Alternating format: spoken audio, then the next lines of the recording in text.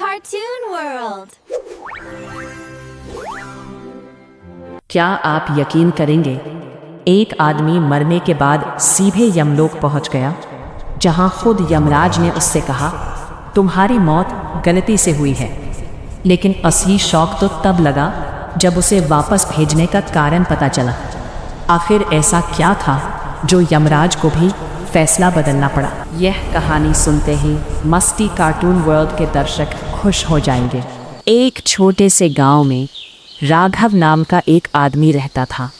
वह बहुत ही साधारण इंसान था, ना बहुत अमीर ना बहुत गरीब। लेकिन उसकी एक खास बात थी, वह हमेशा भगवान का नाम लिया करता था। हर सुबह वह मंदिर जाता, दीप जलाता और कहता, हे प्रभु, मुझे सही रास्ता दिखाना। गांव के लोग उसका मजाक उड़ाते थे। कुछ कहते, इतनी पूजा करने से क्या मिलेगा? लेकिन राघव बस मुस्कुरा देता था। समय बीतता गया। एक दिन अचानक राघव बहुत बीमार पड़ गया। डॉक्टर आए, दवाई दी, लेकिन हालत बिगड़ती ही गई। एक रात उसकी सांसें बहुत धीमी हो गईं और फिर वह शांत हो गया। गांव में खबर फैल गई कि राघव अब इस दुनिया में नहीं रहा। लेकिन असली कहानी यहीं से शुरू होती है। राघव को ऐसा लगा जैसे वह अपने शरीर से बाहर निकल आया है।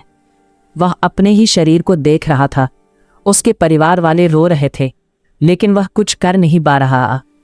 तभी अचानक उसके सामने एक तेज प्रकाश दिखाई दिया और उस प्रकाश में से दो भयानक आकृतियां प्रकट हुईं। वे थे यमदूत। उन्होंने राघव से कहा, चलो, तुम्हारा समय पूरा हो चुका है। राघव डर गया, लेकिन उसने विरोध न, वहां चुपचाप उनके साथ चल पड़ा। कुछ ही क्षणों में वो एक अलग ही दुनिया में पहुंच गया।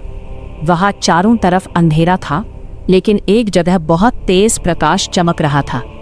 वह स्थान था यमलोक, और वहां सिंहासन पर बैठे थे स्वयं यमराज। यमराज की आंखों में गहराई थी, उनका चेहरा गंभीर था। उन्होंने राघव की ओर देखा और कहा, राघव, तुम्हारा समय अभी पूरा नहीं हुआ है। राघव चौंक गया। उसने कहा, लेकिन मुझे तो यहाँ ले आया गया है। यमराज ने मुस्कुराते हुए कहा, हाँ, एक गलती हुई है, लेकिन सिर्फ गलती ही नहीं, कुछ और भी है। फिर यमराज ने अपने पास रखी एक किताब खोली। वो थी कर्मों की पुस्तक। उसमें हर इंसान के अच्छे और बुरे कर्म लिखे होते हैं। यमराज बोले, राघव, तुम्हारे जीवन में कुछ खास है।